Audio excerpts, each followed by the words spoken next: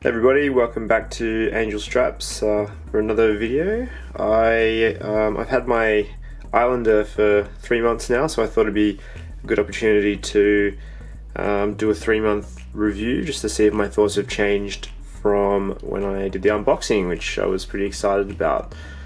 So just first of all, I'm going to try and make a few more videos, so if you like what I'm doing, like and subscribe. It should give me some motivation to keep going. Hopefully I can get some more straps available for sale soon, so I'm thinking of changing the name, but we'll see. Okay, so my thoughts on the Islander. I'll start with a few positives, then I'll move on to some negatives, and I'll end with some closing thoughts. So, as I said, I've had it for 3 months now. That was long enough to get it onto a holiday, so I went to Australia over the Christmas period.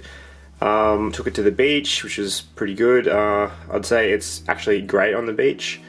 I didn't have to worry about the sand getting into it or losing it just because of the way it's priced. I probably would have been a bit more concerned if I'd spent the money on an expensive piece like a Seamaster or a Black Bay or something like that.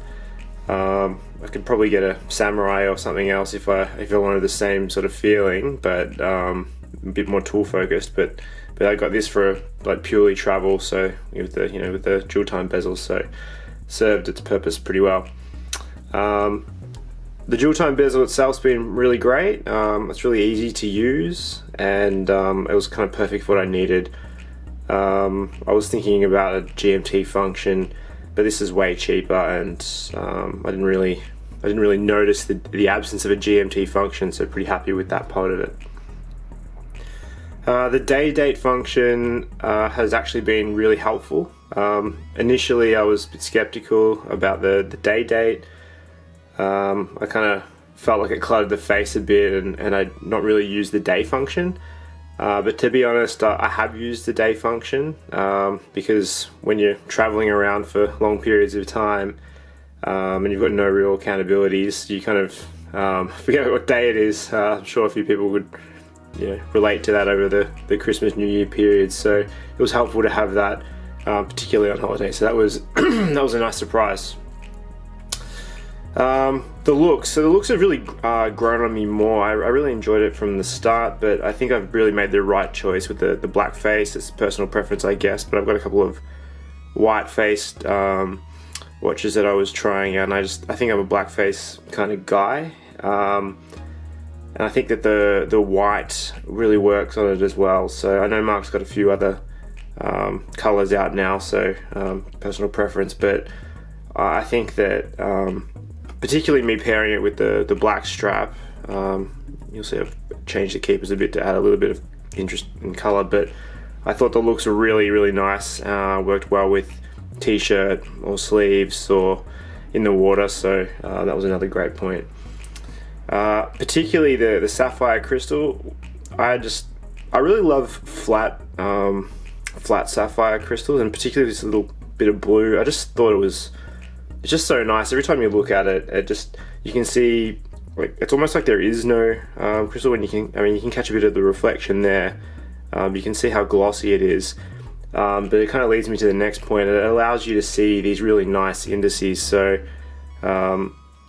they're reasonably tall, which is quite cool. So you can see the metallic bordering, and that kind of plays off well against the kind of gloss black finish of the face. So I thought that the indices were another great piece, and flows into the good looks of this watch, which have my thoughts remain the same. If anything, I probably appreciate it more now, having seen it more. Then the final positive I'd say is just the value is just amazing. If you don't care about brand recognition or ISO certification, then this is pretty good. That's really good, actually, the value, and as I said, it meant that I didn't worry about it that much when I was on holiday, which is also great. So just to kind of balance out some of the points that kind of frustrated me a little bit. So the crown guards, I think they're obviously serve their purpose by protecting the crown, but I don't know if you can make it out here, but they're okay on the top. It's just the side here. Like, see how the top part of the crown is fine, and then they sort of lip in a bit, so you don't get as much ability to turn the crown from that side. You're kind of always working with the top, which, you know, minor inconvenience, but I did find that whenever I was setting it or winding it, it was a bit annoying, and particularly when you keep it on wrist. If you take it off, not a big a deal, but when it's on your wrist, you kind of can struggle to get in there. So I don't know if people get annoyed by that, but it kind of marginally annoyed me, but not really a major thing though. Setting the day, that also was a little bit annoying. I didn't have to do it very often, but just having to spin the hands around to a full 12 hours, 24 hours is a bit annoying, because it's got a quick set date but not day, from what I can tell. I mean, let me know if I'm just using it wrong, but that was kind of annoying. But as I said, didn't need to do it much, and it's probably just part of the movement, and maybe to avoid that you'd pay more for it. Also, I noticed some, I don't know if you guys can make it out, some like small scratches on the bottom. Maybe they're not showing up on camera. You kind of, that's one there. You kind of expect it to get a bit of wear and tear, particularly at this price point, which I don't really care. But I just noticed it the other day when I took it off. I didn't notice it at all until I took it off and considering this review. But I mean, it's obviously still going to work, and I expect this to be worn, so not a big deal. But I thought I'd let you guys know. Okay, so just some closing thoughts. This has been a really great watch so far.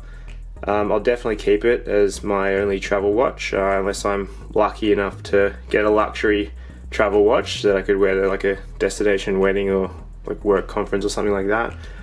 I'm told there are a couple of Orients that are a bit better because you get that brand recognition and ISO certification. So I'm not really sure I'm a fan of like, I like Orients, but I don't really think that the Orient brand is something to kind of worry about too much. Like, I think this is this island logo just sitting there is more subtle, and kind of it's the watch guy's watch.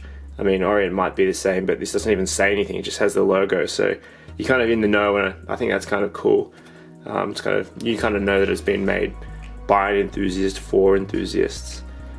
On the ISO certification piece, I think if you actually take it scuba diving, maybe you'll feel more comfortable having that certification, but that's not really what I was after with this, hence the dual time bezel, not the dive bezel. So probably just something to be made aware of for the guys considering purchasing.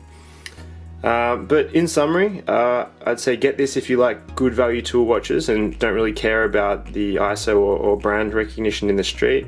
And I think Mark's done a really great job. Let me know in the comments if you have any questions for me. I've really enjoyed the interaction in the comments to date, and until next time, thanks.